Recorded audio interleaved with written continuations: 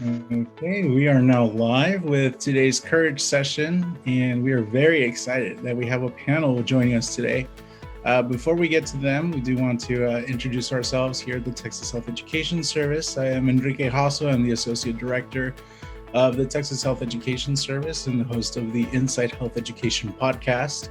Joining me today is Deb Beck.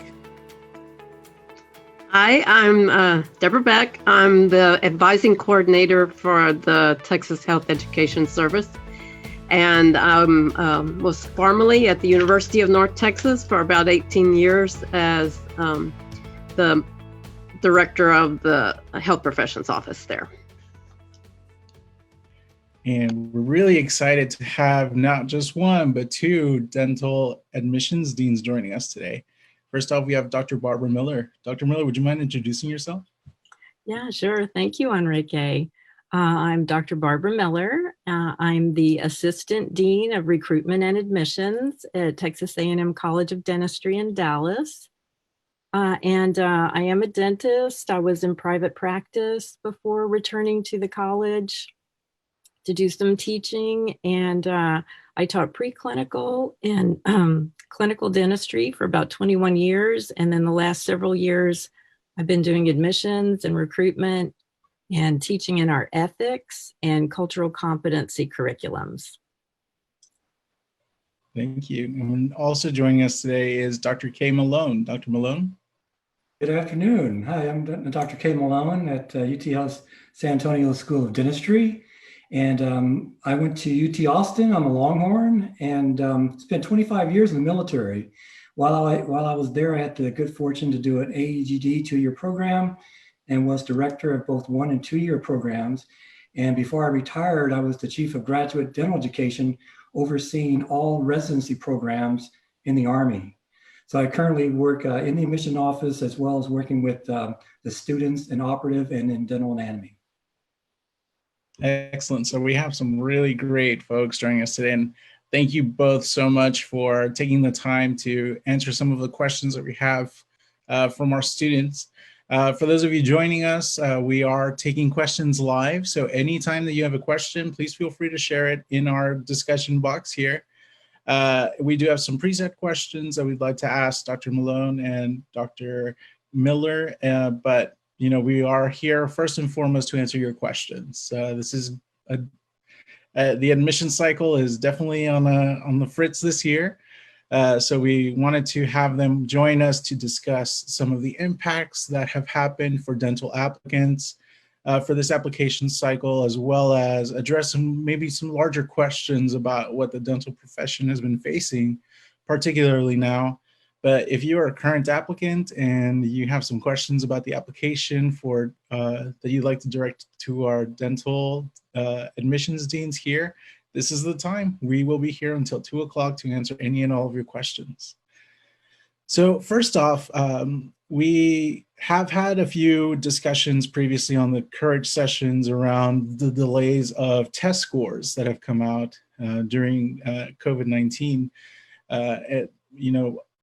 We have some test dates that have been delayed during a TMDSAS advisory committee meeting. We actually found out that the applicants that would typically take the DAT for any application cycle, typically most of them will take it in the first few months of the year, which are the ones that have been the most affected by COVID-19. So would you mind walking us through what the scenario looks like, or what the landscape looks like for those that have had a delay in a DAT assessment? So you want to go first, Dr. Malone? Sure. All the dental schools are in the state of Texas are together on this, and at this currently, we do still want the DAT scores, although we're not going to be starting the interview process till at least a month later to give individuals time to input the DAT scores. Also, I think there was a meeting last week with the testing service, and they've assured all the dental schools that they're going to open up more testing sites, or at least make it more available in terms of spreading out the availability for students, because we know that there's issues in terms of distance between those taking the test and so forth. But the testing service is accommodating for this. And so we know it's going to be later on in the cycle, but we understand that. And we're just going to delay our interview process until later on and finish later on in the cycle. Mm-hmm. Yeah. And just to add a little bit to what Dr. Malone was talking about, we have been meeting. All of the Texas dental admissions people have been meeting, and I think we did agree that we would start reviewing the applications as soon as we receive them, even though they would not necessarily have their scores yet. So we'll start that. We probably won't start to send out invitations for interviews until we see the DAT scores. So that's kind of where it is standing right now, but we will start reviewing the applications.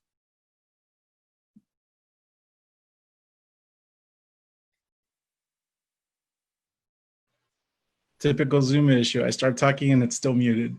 Thank you both so much for that insight. Obviously, quite a few students have been impacted by the delays of the test scores. And so hopefully everybody is able to feel a little bit less anxious about the process, knowing that submitting your TMDSAS application without a test score is still an option for you. And just so you all know, TMDSAS has not transmitted any applications to the schools as we typically do, and will not do so until June 1st. And so June 1st is the first batch of applications that the schools will be getting. And so applying early, which is a message that we've really driven home in previous years, is going to look a little bit different. And we did discuss some changes to the application timeline a few weeks ago when we had Matthew Meeks, the executive director of the Texas Health Education Service, and TMDSAS join us.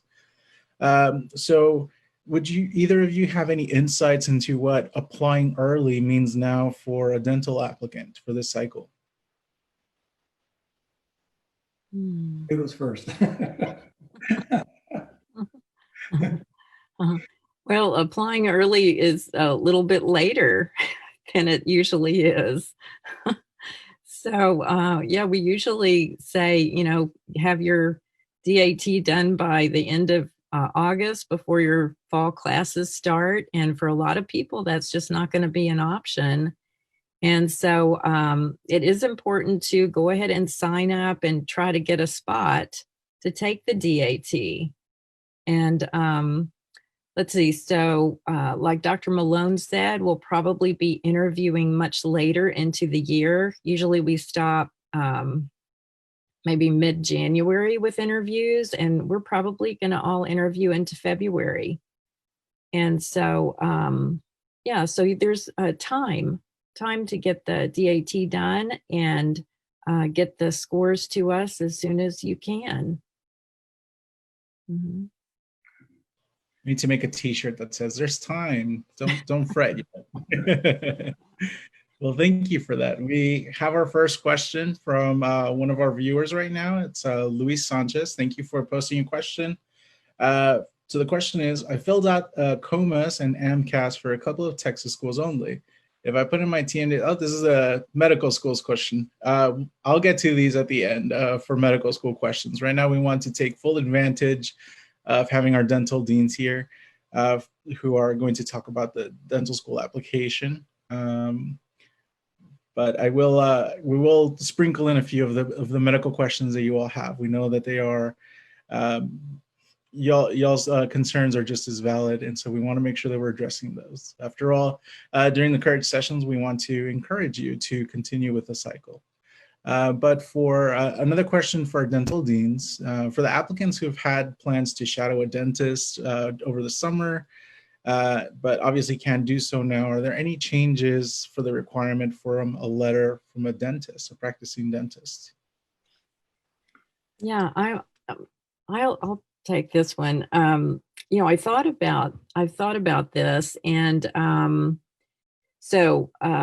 but if it's a person who's going to apply this summer for dental school, probably before the pandemic, you had a chance to get to know a dentist because, it's just like been since the 1st of March. So usually the people that get interviews have been interested in dentistry longer than just a couple of months. So, I don't think we have any plans of, some of the dental schools don't even require a dentist letter, but we usually do. And I think we're going to still want to see that. If you only had a chance to get to know a dentist briefly, and maybe you didn't get a chance to shadow them as much as you want to, I'm sure, they would let you call them up and ask questions. Maybe they wouldn't mind mentoring you virtually through like FaceTime or something like that. And you can still get to know a dentist and ask them questions and about their practice, about their business. And another good thing is like to ask the dentist now, how has the coronavirus changed their practice? Because that's something that all the dentists are dealing with now. So even more reason to stay in touch with your dentist mentors. And I think in that way, you could still get a letter from them. So I don't know, maybe Dr. Malone has another idea on that, but. Well, for San Antonio, we're one of the schools that doesn't technically require a letter from a dentist, but normally we'll see it in the packet anyway because the other schools want it. So we still look at it, but we don't specifically require it. But I agree with Dr. Miller. I think a lot of changes have occurred with the coronavirus in dental practices, and that's a great way to talk with a dentist and ask them, how does it affect your office? And it's something for you to think about in the future as a dentist. And hopefully we'll never have this kind of issue again, but you never know. So it's just another avenue in which you can communicate with the dentist and just get some further information. That's some great feedback. And I do want to follow up on the idea of being mentored by a dentist online or through some sort of digital platform. Would you mind sharing your experiences with that? Well, this is a new thing. I don't have any experience with it. Maybe Dr. Malone does, being in the military. I don't know. Maybe that's a little different. Well, I think any time where you can communicate with a dentist, that'd be great. I think here you're sort of limited because you can't physically do it. But I think within the application itself, I think we're still going to look at either within your essays or other places in which it shows that you still have the interest, even though you cannot physically go to an office, you're still trying to communicate, even if it's virtually with another dentist, and just try to mentor through that avenue. And so we still look at that because it's your desire and your motivation to be a dentist. So anything that you can add to your application, given the current situation, would be great. Mm-hmm. Oh, and I have something to add too. Even before the pandemic, pre-dental students would tell me about all of the YouTube videos that they would watch about dentistry. And so there are just a lot of those that are available. So you can find out about all the different specialties and different procedures. And, I think that might be another kind of digital way to shadow. Mm-hmm. Yeah, this situation really opens the doors to think outside the box. And I think it's incumbent on the students to really have that initiative to seek opportunities. We hear this all the time on the news, but it's a new normal. So it's asking the questions of how you adjust to this while staying on track with what your ultimate goals are, becoming a dentist.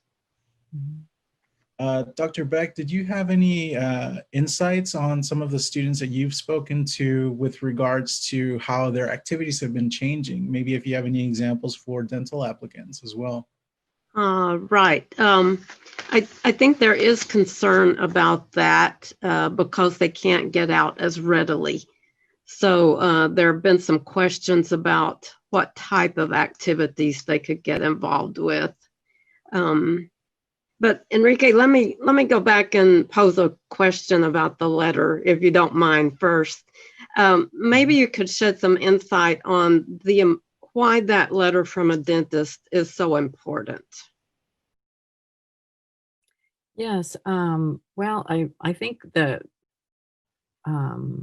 history at my particular college is they have always required a letter from a dentist. And I think that was to kind of follow up on the shadowing and kind of like the relationship between the applying student and the dentist. And it was to encourage the applicant to have a mentor who's a dentist that they could talk to and be encouraged by.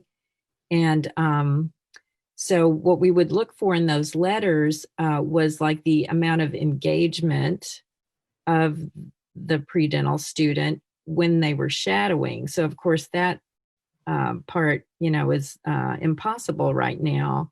That's what I was hoping, that maybe they had done some shadowing prior to March, and so a letter, not just from any dentist, but, someone that they had a chance prior to the pandemic to go into their office and shadow them, because it's interesting to hear about the questions that the applicant is asking the dentist, and like their interest in kind of learning more about dentistry before they actually, get to dental school.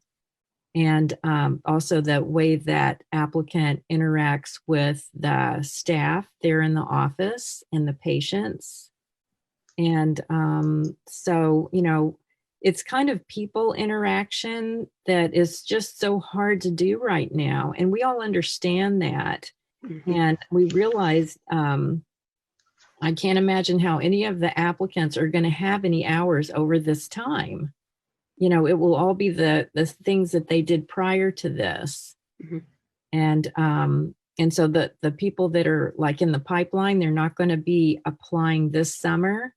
As soon as it's safe and the dentist will feel comfortable letting more people back in their office. Who knows when that is? Yeah. But that's going to be an important thing to, get back in the office and interact with the people. In the meantime, there's like, I think there are still opportunities to do volunteer work in the community. There seems to be so much more need now in our communities, or the need that was there is being exposed more now. And as long as it's something safe, because I wouldn't want anybody to put themselves at risk. But there are ways to interact with the community still. The food banks and are shopping for someone in the community who can't go to the grocery store. Things like that. Yeah, like giving your time for other people. The other thing that I've been thinking about is there's so many families that their young children are home. And I know a lot of college students in the past have volunteered, like going to an elementary school. Well, that might not be possible, but I'm sure the teachers and the parents would love to have college students helping during this time and kind of taking a little bit of the burden off of them. And I'm sure the young students would like that too, to have a college student mentor. And so, maybe there's some things like that. I can imagine people like contacting their old elementary school or their old junior high and finding out, like, maybe there's ways to volunteer virtually to help the community. that way too. So like with young people, interacting with them, maybe elderly people too. Of course, a lot of this has to be virtual now, but that's so much of our life has moved to the computer screen and these little boxes. So it's something else to get comfortable with. And that few second delay, whatever it is. Well, maybe somebody could even start a volunteer DAT study group. Oh, yeah. Help each other. Sure. Yeah, for sure. Yeah. Yeah. I do want to chime in just logistically for those that are filling out the application now. You may have an activity that was delayed or postponed, but you do have both current and planned activities that you can enter in your application. So let's say you had a summer internship with a dentist office over the summer, and this happened, and they might not be able to take interns, but perhaps would revisit that in the fall. After the application closes, you are welcome to include that as a planned activity, and that informs the admissions committees that even though this activity was delayed or canceled, that you have additional planned activities that will be coming up. And so that shows that you're not just taking the cancellation and just trying to move forward, but rather that you're being proactive with what you're doing. So use that planned activities section strategically as well in the application to use it as a way to inform the admissions committees of what your plans are. Yeah, that's great. We really like that planned activity section.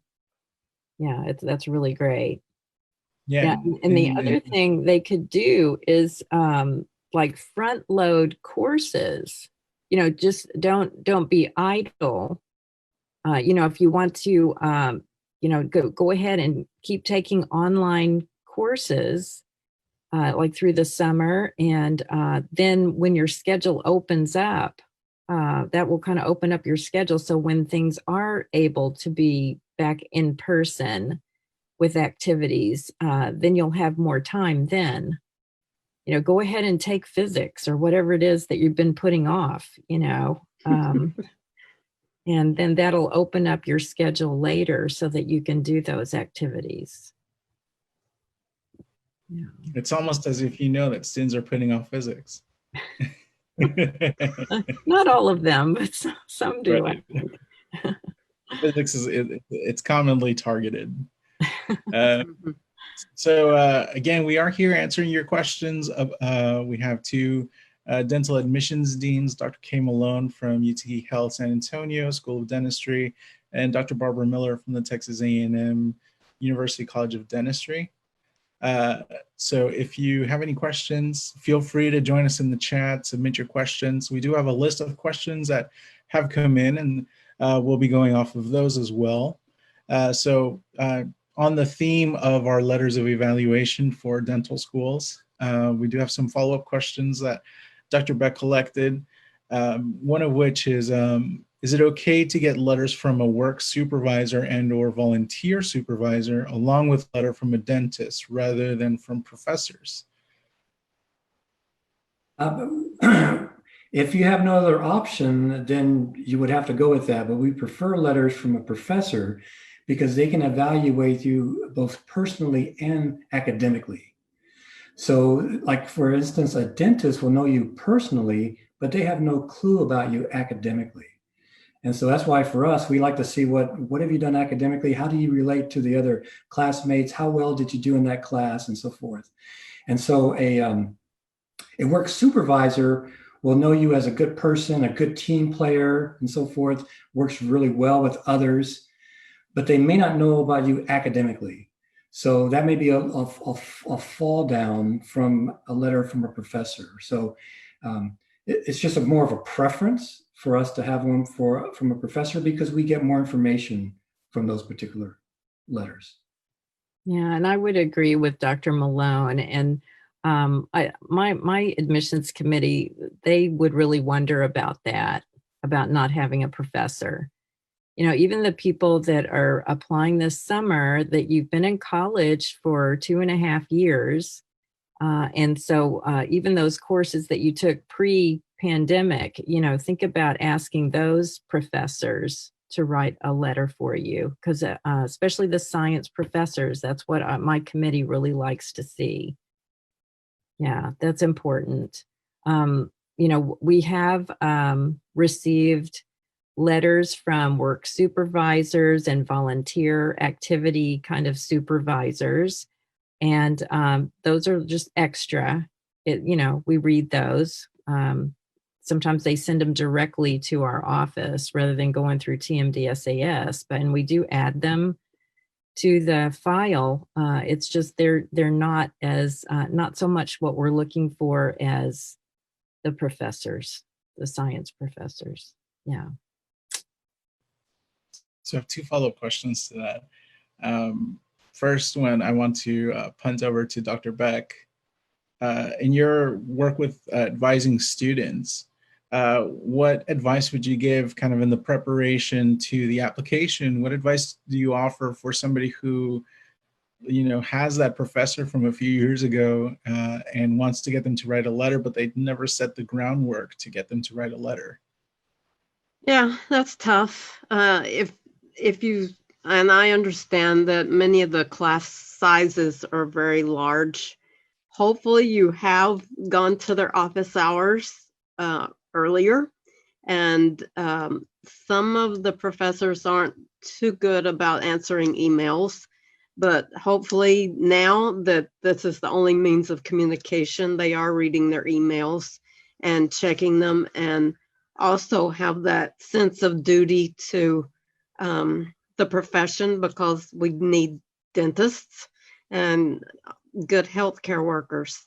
So hopefully you have established that relationship in some manner with the professor. Maybe you did some research in his or her lab. It could be that you didn't have direct contact with that person a lot. But if they're able to see how you operate even in a laboratory situation, that you're there on time, that you are responsible, that you read the literature and try to, you catch up on the professor's research, or it can be difficult right now, actually. So don't give up on them. If you have to, send them a paper letter and write them a letter and tell them how important that letter is to you and to the process of the assessment of your abilities to become a good dentist. I guess the secret is to be early in the game. And what I do is I tell a lot of students, even in the first or second year, I say, you know what, if you have a professor that you're going to have for several courses, you make an appointment with that professor, and it takes guts. You make an appointment with that professor and say, you know what, I plan to apply for dental school 3 years from now. What will it take to enable you to write me an outstanding recommendation? Mm-hmm. And they're going to give you several suggestions. And you say, okay, I'm going to attempt to do that. And if you don't mind, I'd like to see you make an appointment every 3 or 4 months, let you know what's going on with my life, and just update that professor as to what's going on. So that will enable that professor to come back, and the very first couple of sentences, this individual came to me 3 years ago with asking me what it would take to write a recommendation. We don't even look at the rest of it because we know it's already going to be a great recommendation. Right. Because that shows initiative, that you're prepared, that you were thinking, far out to get that goal. And so when you start very late, then it makes it more difficult. So it's just really tough. So I always suggest to start early. Get connections with a professor early, build that relationship, and that way they can write it very easily and very quickly, write a recommendation and not struggle trying to write you a recommendation that we can tell that the individual struggled to write that recommendation. Right. Yeah. One thing I might add to make it a little easier for the professor is for the student to include their resume when they write them, and email. They can also include their personal essay on why they want to be a dentist, and that may give the professor some insight that they might not have had previously in just talking about coursework or things like that. In the past, pardon me, I have required a questionnaire. And, if the professors want to make up a questionnaire about things that are important for them to include in a letter, I would encourage them to do that. And then if they want to also interview them one-on-one via Zoom or over the phone, they can, the applicant can ask them to if they want to do that. And they may recognize their face. Maybe they don't remember their names or something in big classes. So there's still ways to do it, to get that letter. Yeah. I think you hit a really strong point there. Actually, all of you have kind of hit on the point that the letter should provide an overarching message to support your application. And this is probably the easiest way to do that is to get the support of your health professions advisor through an HPAC, a health professions advising committee letter, where they will actually help you. You put in quite a bit of work on your end, but there's an interview process and they collect letters, and many times they will actually write a letter collectively as a council and then submit those to the schools.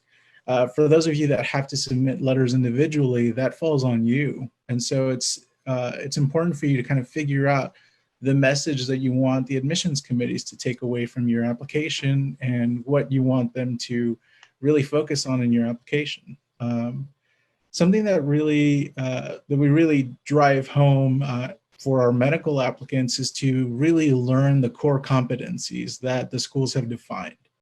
And anybody that listens to the podcast knows that I refer to them almost every episode because they're essentially the language under which a school will evaluate their applications. Do the dental schools have similar core competencies or maybe values or mission statements that applicants should be looking at to incorporate? So, I think we all have mission statements, every institution, but are you talking about something specific for medical admissions? Because I've never heard that. So they are actually an initiative that the AAMC put together. Following a survey and a focus group committee of several of the schools, they developed a list of all of the competencies that somebody who will be successful in the medical profession should possess. And then they reverse engineered those to remove all of the intervention points in professional school and medical school. And they figured out what the core list of those would look like for a medical applicant. And so it's a list of 16 competencies covering, accountability, resilience, science competencies in living organisms. And so based off of those, they really offer applicants kind of an insight it's essentially a rubric under which the schools are evaluating their applications. And perhaps since that similar initiative hasn't taken place for the dental schools yet, perhaps you might walk us through some of the specific things that might stand out to you in a positive way in an application review. Do you want me to start, Dr. Malone? Sure. Okay. Well, what we do is the first screening is for their academics. And so what courses have they taken? Have they challenged themselves with the more challenging courses that a dentist needs to take? And how well they did, so the GPA, and then how well they do on the big test, the DAT. And so the academics, that's like the first level. Then I think all of the dental colleges are doing like a whole file review. So then that takes into account like what they've learned about the profession. So like we were talking about shadowing and like, looking up on the internet, YouTube videos, all the different ways to learn about dentistry. So their knowledge of the profession, and then also their communication skills and empathy and the kind of things that you would develop those skills, or like doing your volunteer work with people of different age groups, different backgrounds. So that's part of it too. Leadership skills. Like while they're in college, they should run for office in some of the different groups that they're a part of, and, help their fellow students. Like being a part of the pre-dental society on your campus, that's a really important thing. And let's see, what else? Hand skills. That's something that may be a little different than medical school, because all dentists have to do surgery, not just the surgeons. And so having some kind of fine detail, hand-eye coordination, very fine motor skill kind of hobby is helpful, and we usually look for that as well. Let's see, what can you add something, Dr. Malone? Sure, I think you're right. All schools are looking at basically the same thing that Dr. Miller just talked about. Of course, the academics come first because professional school is not easy. It's difficult. And so we want to try to be confident that the student is not going to be struggling while they're in school, that's the first thing. But even though we look at the GPA or DAT scores, but then we look at, we really go into it. In other words, how many hours are they taking? Are they only taking 12 hours a semester? Are they taking 16? Are they working? Are they a student athlete? Are they into big time research, not just a little bit of research, but big time research that takes away from their ability to study? So all these things, so their GPA itself may not be so high, but there's reasons for that because they're doing other things besides simply studying. Mm-hmm. If you just sit there and just do nothing but study, then you can probably make a really pretty good grade. But if that's all you're doing, that's not good enough. So just a pure GPA score is not good enough if you're not doing anything else. And so we also look at leadership. That's also very important. Dentistry is a very one-on-one type of profession. So we look at one-on-one type of community service. For instance, in nursing homes, disadvantaged kids, as opposed to a fundraising for a 5K. That's just one example. Something that you're really working one-on-one with people.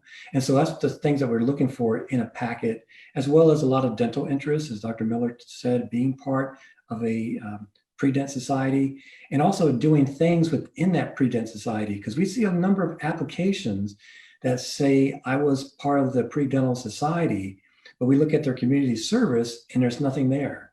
They were just simply part of the pre-dent society. They might have gone to a couple of meetings, but they didn't take that organization and use it to their advantage to do a lot more shadowing or community service or things that come with being part of that organization. And they're lucky to be in the organization because some schools don't have a pre-dent society. And if that school does not have a pre-dent society, starting one up is also something we really look at.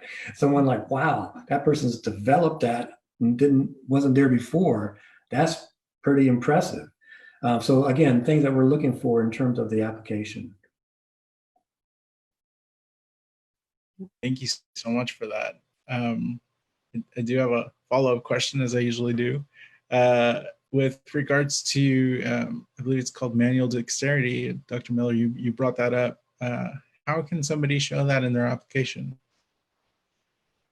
Oh, different kinds of hobbies. It doesn't have to be dental related, but any kind of hand skill hobbies And there's a whole variety of that. And, maybe it's fixing cell phones, or putting together computers, or doing needlework, or sewing, or painting, playing musical instruments. Seems to have a high correlation of manual dexterity. And, some people make jewelry, and, just some people who like to fish do make their own flies, so anything just very fine motor skill, small detail kind of things.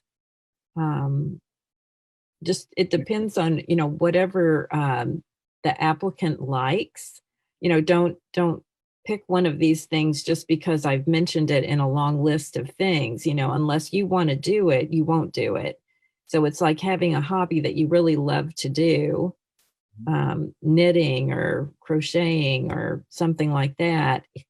Excuse me. And so like the more you love it, the more you're going to do it. And then what we've found is anything like that is going to transfer those skills to when you're actually working in like in the preclinical lab, where you're practicing on mannequins. They do that first, and then that will transfer to the clinic when you're working with a patient.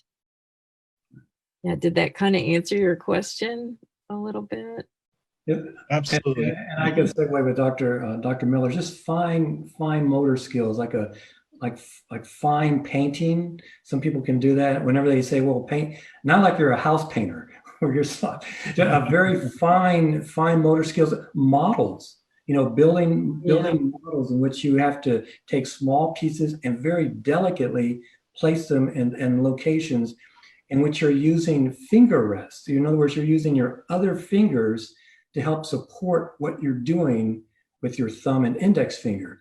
And that's what dentistry is all about, where you hold up a handpiece, but your other fingers are there for rests and so forth. So they're very important. So all your fingers are important in terms of your hand skills. So we look at things of that nature where you're using all your fingers.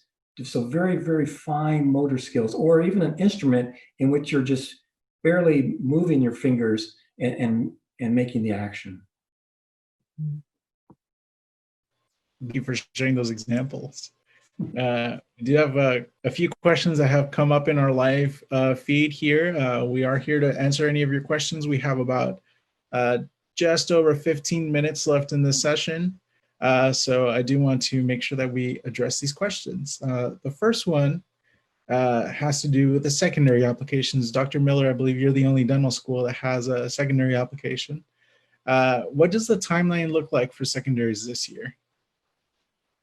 Well, our secondary application is already open, and our secondary application is mainly to get the applicant's information into our system so that we're able to download their TMDSAS file to our system. So there's no fee for that. And so it's not a long application. It's just the main vital information from the applicant to be able to get into our system. So we call it a secondary application, but it's not anything like the TMDSAS as far as length and all of that. Yeah. You all don't have additional 20 essays to fill out. No, but this year we did put a COVID-19 coronavirus optional essay. So that's on our secondary application. And I believe our Texas A&M Medical School is doing the same thing. And so it's optional. That's for the applicants to let us know how the coronavirus might have affected their spring semester, or DATs, or application, or family life, or whatever. They can tell us whatever they want to about that. Maybe that will also show how inventive they are. Yeah. All right, so another question that we have in here. Do you anticipate any changes for the interview process for dental schools, especially if coronavirus returns or stays through the fall? You want to start, Dr. Malone? For San Antonio, because it's virtual, normally we have two interviews, one with a faculty member and one with a student. I think because it's going to be virtual this year, we're probably going to combine that interview with the instructor and the student at the same time talking to the applicant. In other words, they'll ask them questions. It won't be normally it's a 30-minute interview, but they're not going to be there an hour, so it's not going to be an hour interview. But we're going to have both the professor and the student as part of that interview. So also we're probably going to have a virtual introduction to the school, a virtual tour in the morning time. Unfortunately, we won't be able to do a physical tour of the location, but we'll have videos on that, and we'll talk about it in real time. I've prepared a PowerPoint, and we'll go through that virtually. And I'm also going to prepare it as a MP4, just in case something happens. I can just have individuals take a look at it if I'm not available, and then we'll have the interviews. But just one interview with the instructor and the student. And then later on in the cycle, try to, when everything is hopefully gone down in terms of COVID, to invite all those who've had interviews to physically come to the location so we can give them a physical tour and have them talk to students and things of that nature. Yeah, and we're planning, all of this is still in the development stage, but we're planning to do virtual interviews, and it'll be, we're going to try to have them as much as they used to be as possible. At our school, each interviewee would talk to 2 faculty members for a short time, about 15 minutes, and about the same amount of time with me. So that was like 3 members of our admissions committee. And so our plan is to do something similar. They'll probably be asynchronous though. So what that would mean is they're not going to be all at the same time on the same day. And so I'm just kind of thinking out loud because we really haven't finalized any of this, but like within a particular week, for those who were invited for an interview, they might be contacted by me and then 2 other members of the admissions committee. You know, when can you get together during these 3 days for about 15 or 20 minutes? And so those would be the interviews. Also, kind of a similar thing with a student. One of our D4 students would contact them, and they'd get a chance to talk with dental students that way. We will also have a virtual tour.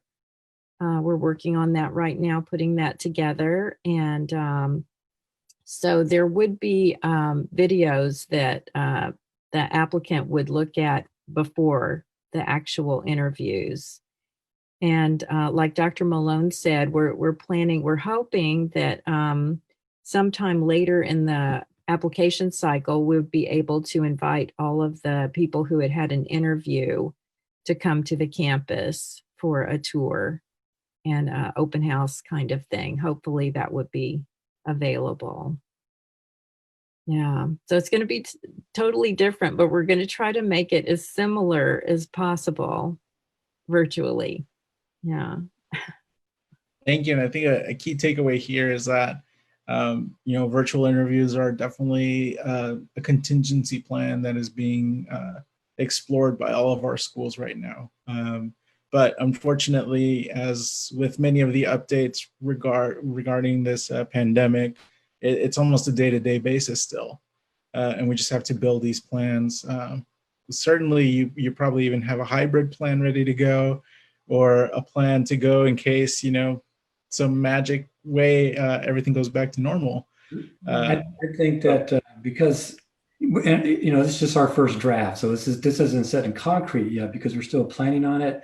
Right. But once the decision is made which way to go, we have to go with that decision. We can't go virtual and then go back, and because that's not fair to have it that way.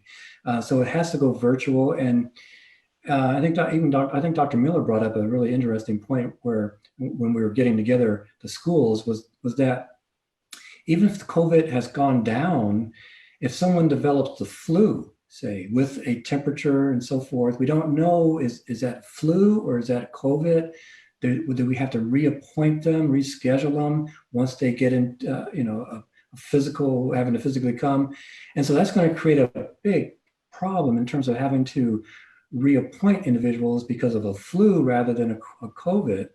And so we just said, you know what, we don't want to go virtual, but it seems like we're just going to have to go virtual because otherwise it's going to be chaos with the physical interviews. Right. Right. Yeah, there's so many contingencies, so many variables up in the air. Okay, we have another question. We are about 10 minutes away, so we may have to do a few rapid fire because I could still see about 5 questions left. So this one is from one of our folks that are watching right now. I included a service activity of playing bass guitar in my worship team at my church, but my pre-dental advisor recommended that I list it as an extracurricular. I'm sure this distinction will not make or break my application, but what are your feelings on this distinction? And this is actually a huge point of anxiety and stress for so many of our applicants, as we hear a lot of phone calls coming into TMDSAS are about, there are 12 categories under which I can put my activities. Which one is it, and is that going to make or break me? So we're interested to hear your thoughts on that. Well, we read all of it. So, so we're going to see. So where did they put it instead of? They are putting it under extracurricular. They ended up putting it in extracurricular. Yeah, that's fine. And, a lot of the kind of hand skill stuff ends up in the extracurriculars, leisure activities, or is that what you call them? Extracurricular? Yes, activities. Yeah. Okay, yeah.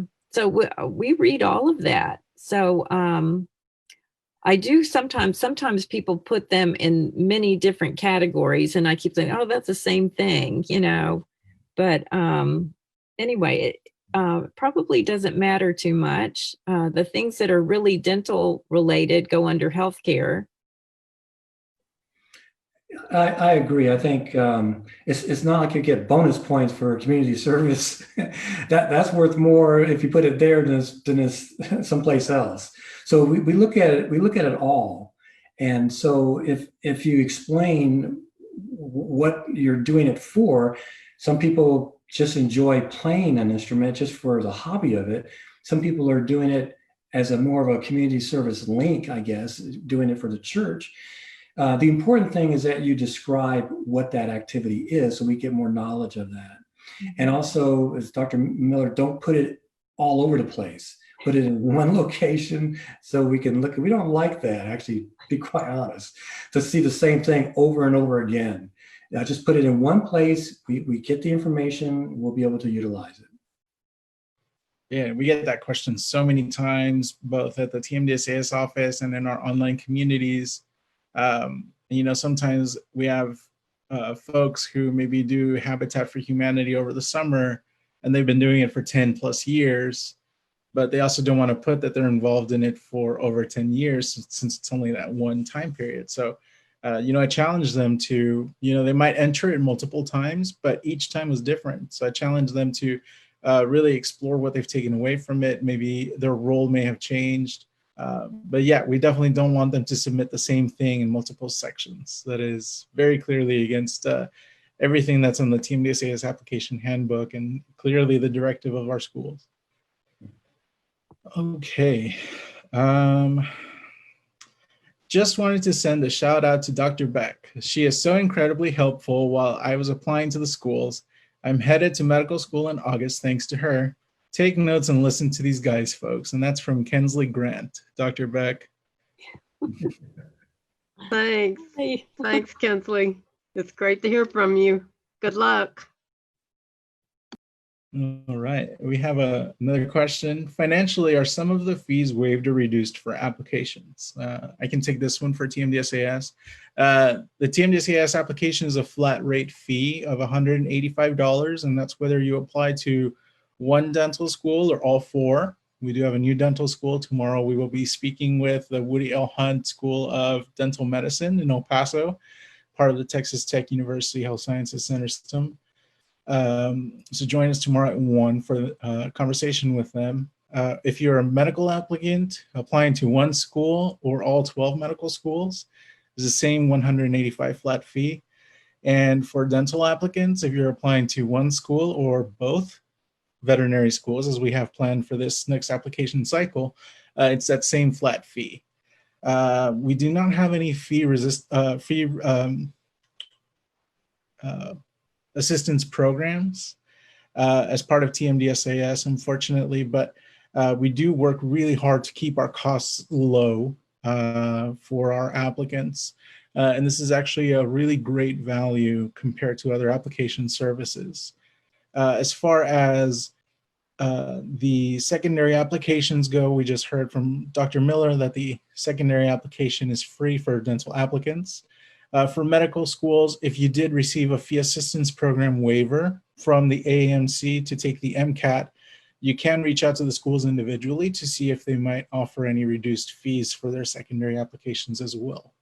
But those fees are also, when they are applicable, they are relatively low compared to the national average as well.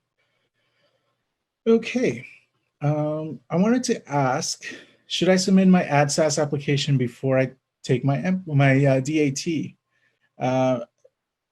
I am not entirely sure if ADSAS will allow you to submit your application before having a DAT score.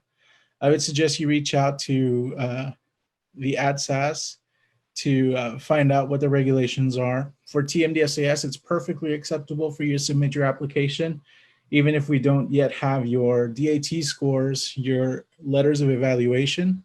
And don't forget that starting this year, your transcripts will not be submitted to TMDSAS until they are requested later in the cycle. So hold on to those until then. And let me jump in here. Ask Yes, your please. advisor. Get help from your advisor. Yes, absolutely. All right.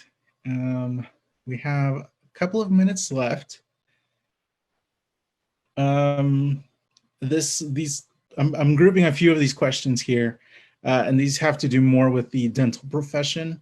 And we do have just a couple of minutes left, so I'm just curious, some of the impacts of COVID-19 this year have really been focused on the business side of healthcare, particularly with a lot of dentists who may have had to close their offices due to the COVID situation. And so do you all have any feedback on takeaways that an aspiring dentist might look toward seeing in a world like this? I know dentistry tends to be a lot more business-sided or business-minded. You do have some additional considerations. So we're curious to know if there are any considerations or highlights that aspiring dentists might focus on right now. Well, dentistry is an essential health care. You're essential health care provider. I think the coronavirus has impacted a lot of dentists, unfortunately, because of the nature of the profession. Just the nature of doing a preparation operative on an individual. You have a lot of air spray, you have a lot of contact with vapors in the air. It's almost as if you're someone who's going to be intubating someone. So you're at the very highest level in terms of contracting the virus, more so than many physicians. And so therefore, that was why the dental profession really had to take a step back in terms of this virus. And they're just now trying to get back because of the fact that it is such a profession in which you're going to have this type of very closeness, close to the patient. You have this water air going in the environment, very difficult to control that. And so that's why it was only emergency type work where you have to have a negative vac to try to get things to minimize. It really should have been done in a hospital setting. And so now as we go back, dentists are facing that. And this is something that they've never, ever had to face before. So it's not something like, oh my goodness, we do this all the time. And hopefully it's not something that's going to be occurring again, but that's not to say it's not going to. So dentists as a profession are going to have to really evaluate when things are all said and done, how another incident like this is going to affect their profession. So this is something that's long-term in terms of the ADA, in terms of even credentialing, in terms of getting licensure from dental schools. That I'm sure you imagine I'm sure Dallas is with that same issue in terms of individuals graduating on time and so forth. So it's just tough. I wish I could talk about it longer, but I'm just running out of time. Yeah. It's a larger issue, but I appreciate the insights. Okay, well, there's one more question that popped up, and I do want to address it real quick. Can sports such as volleyball and basketball be included for manual dexterity? So we don't have a manual dexterity section on the TMDSCS application, so you would include that under leisure. Critically thinking, I've never been able to fit a volleyball in my mouth, and so I'd imagine that in terms of manual dexterity, that might not be a good option. But it's excellent to include that in your application. Those are some great experiences that you should share. But based off of the feedback that Drs. Malone and Dr. Miller shared right now, we're looking for finer work. Well, that's still something, Enrique, that we look at. That's teamwork. That's and you're going to lose. You're not going to win every time. How do you accept that defeat? Things like that. So again, that's something we're looking at. Yeah. It's important in the application. So before we let you two go, this is a courage session. So we wanted to ask if you had any encouraging words for our applicants, maybe this cycle or even future cycles. Don't lose sight of the goal. If that's what you want to do, go for it. And all the schools realize what's going on. It's not like we're trying to give you a hard time. We know what's going on. We know it's going to be difficult, and the schools have accommodated for this. We know that there are going to be difficulties. We know that that is still an issue. And that's something that's not approved by me. That's probably not approved by Dr. Miller. That's really at the dean's level in terms of whether we accept DAT scores and so forth. And so at this time, we are accepting them, but we try to accommodate, in terms of the interview process. So, and we also know if you're applying next year, we know there's going to be a gap there. We've accepted that gap. We know it's going to be there. Don't worry about it because everyone else is going to be in that same situation. And you're competing against people within that cycle. Right. Yeah. I ditto on what Dr. Malone said. Yeah. Just, keep thinking of your goals, your long-term goals, and just keep working and, do your best. And you're, like you said, you're applying in this cycle with everybody else under the similar conditions. Not everybody's got exactly the same conditions, and we realize that. So that's why we want you to tell us about your conditions. But anyway, just we're making adjustments, and this is a day-to-day. Things are changing every day, it seems like. So this is a good test for all of us of patience and resiliency. Even for us oldies, this is a test for all of us. And so Yeah, I'm looking forward to seeing the applications as always. I'm looking forward to meeting everybody virtually and eventually in person.